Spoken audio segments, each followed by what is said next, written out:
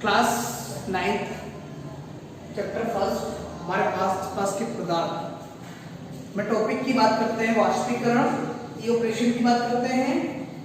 मैंने क्वथनांक की डेफिनेशन पहले बता दी थी, ठीक है। अब वाष्पीकरण पे आए गए हैं तो उससे पहले की बात करते हैं। अपन क्या बात करेंगे?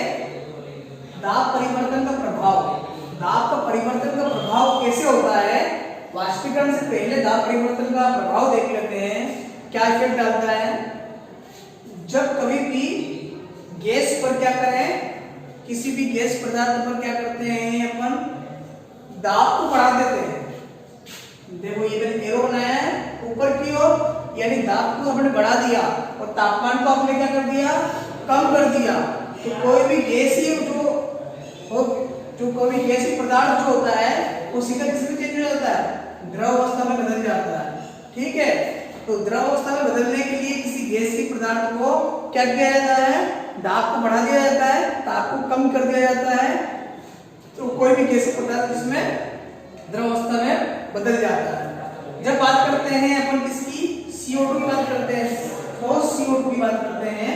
ठोस CO2 को ड्राई आइस बोलते हैं। याद कर लीजिएगा क्वेश्चन, ड्राई आइस क्या कहलाता है?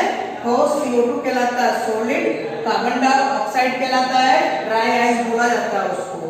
ड्राई आइस बनता कैसे, क्या डेफिनेशन होती है इसमें? देखो, जब वायुमंडलीय दाब पर 1 एटमॉस्फेयर प्रेशर के साथ ठोस CO2 सीधा किसमें कन्वर्ट हो जाएगा? गैसीय फॉर्म में कन्वर्ट हो जाएगा। क्या हो जाएगा? गैसीय फॉर्म में परिवर्तित हो जाएगा। कब? वायुमंडलीय दाब पर 1 एटमॉस्फेयर प्रेशर में हो तो CO2 सीधा किसमें हो जाएगा? गैस में परिवर्तित हो जाएगा। किसमें चेंज नहीं होगा? लिक्विड में चेंज नहीं होगा। किसमें चेंज नहीं होगा? लिक्विड या द्रव में नहीं बदलेगा। डायरेक्ट में बदलेगा,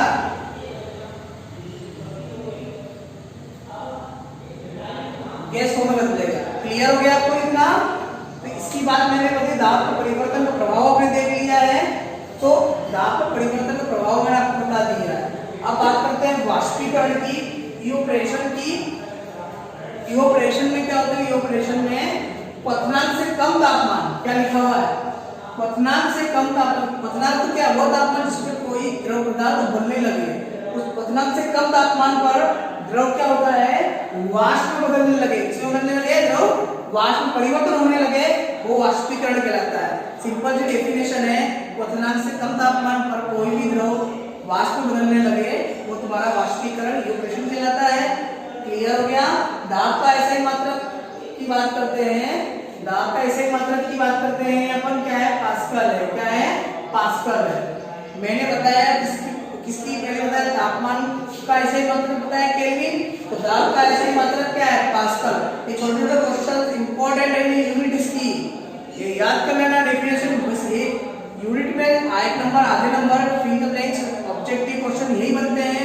दाब का मात्रक बताइए, प्रेशर का स्टैंडर्ड यूनिट बताइए, प्रेशर की बताइए और टेम्परेचर की बताइए, ठीक है ना। सबकी स्पीड की बताइए, सबकी यूनिट पूछते हैं। ऐसे क्वेश्चन आते रहते हैं एग्जाम में। यूनिट अपन को सभी की याद होना जरूरी ही है। क्लियर हो गया?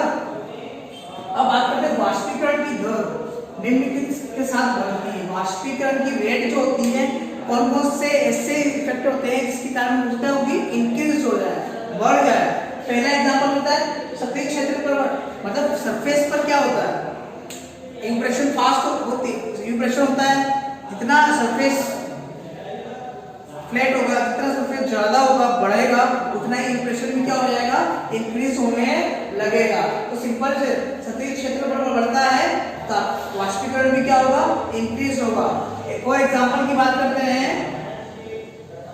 आपने कभी भी अपने कपड़े धोने के पश्चात, उसको वॉश करने के पश्चात आप उसको तार पर सुखाते हैं। अगर आप उसको समेट कर सुखाते हैं तो वो जल्दी से सूखते नहीं है। क्या रीजन है उसका? क्योंकि उसका सतही क्षेत्रफल कम है और जैसे वो फैला देते हैं तो फास्टली वो क्या हो जाते हैं? सूख जाते हैं।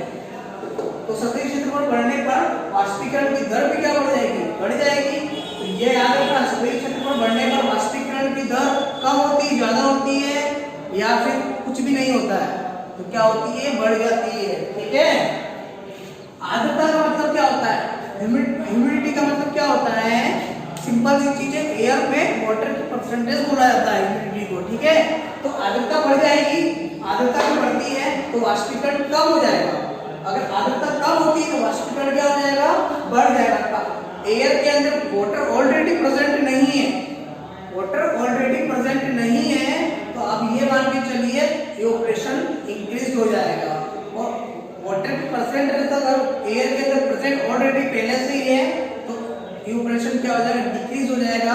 अभी फिलहाल की बात करते हैं, अभी जो सीजन है रेनी सीजन है, एयर के अंदर वाटर की परसेंटेज बहुत ज्यादा ह्यूमिडिटी है, एयर में वाटर परसेंटेज ज्यादा है, तो अपने कपड़े जो होते हैं इजीली सूख नहीं पाते हैं, ड्राई नहीं हो पाते हैं। क्लियर हो गया। अब बात करते हैं, एयर जितनी फास्ट होगी इवेपोरेशन उतना ही स्पीडली होगा। क्लियर हो गया आपको इतना।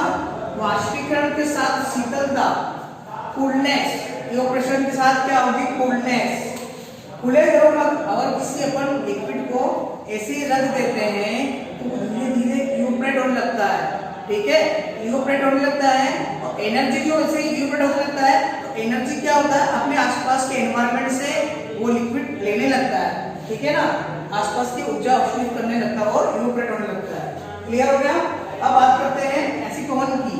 एसीटोन क्या है, नाखून पे नेल पॉलिश करते हैं अपन, उसकी बात करते हैं। जैसे आप उसको लगाते हैं नेल पॉलिश को तो क्या होता है, ठंडक महसूस होती है, कूलनेस महसूस होती है। क्यों? क्योंकि जैसे आप नेल पॉलिश को लगाते हैं आपकी जो फिंगर में जो अपनी बॉडी की जो एनर्जी है उससे डायरेक्टली वो क्या हो जाएगा, इवेपोरेट हो जाएगा, तो सबको ठंडक सी महसूस होती है।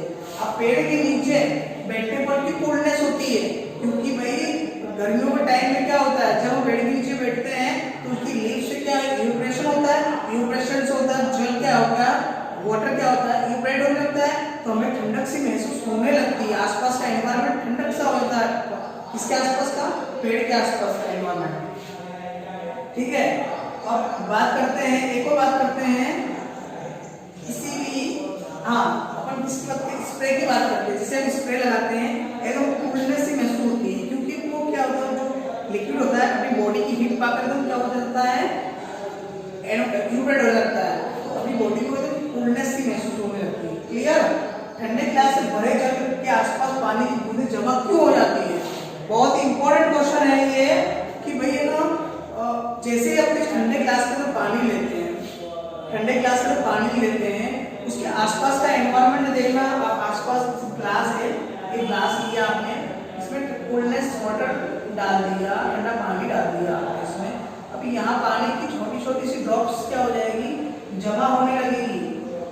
क्यों? क्योंकि एयर के अंदर क्या होता है, ऑलरेडी वाटर प्रेजेंट था, वो हीट फॉर्म में था, तो एयर के अंदर जो वाटर था वो एक गैसी फॉर्म में था। जैसे वो एयर कहाँ टकराती है, ग्लास से टकराती है, ग्लास के अंदर जो पानी है वो कौन सा कूलनेस का है, जैसे कूलनेस से टकराती है, एयर टकराती है, तो इसके अंदर जो एयर के अंदर जो वाटर था वो ड्रॉप्स के रूप में क्या हो जाएगा, इसकी चारों ओर जमा हो जाएगा। इसका तापमान तो ठंडा हो गया, कम हो गया, पानी किसमें चेंज हो गया, जो पानी था वो गैस के फॉर्म में था, वो किसमें चेंज हो गया, ड्रॉप्स लिक्विड फॉर्म में चेंज हो गया। यही अपना क्या है कि मैक्सिमम क्या है, क्वेश्चंस थे, जो भी क्वेश्चन जो आएंगे एग्जाम में, क्वेश्चंस आएंगे जो इस टाइप के आएंगे, उसके लिए मैंने कुछ क्वेश्चंस लिख दिए हैं, देख लीजिएगा आप, इसमें बहुत इंपॉर्टेंट क्वेश्चंस हैं। तो इसमें तीन क्वेश्चंस मैंने दिए हुए हैं, ये 3 क्वेश्चन और एक ये क्वेश्चन, ठीक है ना, और एक ये वाला, 3-4 क्वेश्चंस में एक क्वेश्चन आपको डेफिनेटली एग्जाम के अंदर मिलेगा, ठीक है। गर्मियों के दिन कूलर ठंडी हवा क्यों देता है, सिंपल सा क्वेश्चन है, इससे रिलेटेड है, आपको याद करना। गर्मियों के दिन में घड़े का पानी ठंडा क्यों रहता है, याद करना, इससे रिलेटेड है सारे क्वेश्चन। और गर्म दूध को चाय या पेट में रखने पर इजीली अपन पी क्यों लेते हैं, वेरी इंपॉर्टेंट क्वेश्चन है, आप इनको याद कर लेना, अच्छी तरह से इसको याद कर लेना। ये क्वेश्चन एग्जाम में बहुत बार पूछे गए, ठीक है, और एग्जाम में क्वेश्चन इसी टाइप से क्वेश्चन आते हैं, 2 नंबर के आते हैं, और इजीली मार्किंग 2 नंबर में हो जाती है। पर जो भी एग्जाम में आप क्वेश्चंस अटेम्प्ट करते हैं उसका फैक्ट पॉइंट लिखे, ज़्यादा डिटेल में वर्णन करने की जरूरत नहीं, दुनिया भर की चीजें लिखने की जरूरत नहीं है। साइंस काम करता है बेस पे, जिसने उसका बेस पकड़ लिया, सिंपल सी चीज, सीधा सटीक उत्तर लिख दिया, एक लाइन में उत्तर लिखा, काम हो जाता है। क्लियर। ऐसे क्वेश्चन सटीक उत्तर दिए जाते हैं ऐसे क्वेश्चनों में। कंपटीशन एग्जाम में भी ऐसे क्वेश्चन पूछे जाते हैं, आपको कोई डिटेल क्वेश्चन नहीं पूछता है, इसलिए आप क्या करें, ऐसे क्वेश्चनों को अच्छी तरह से याद कर लें। Okay, thank you.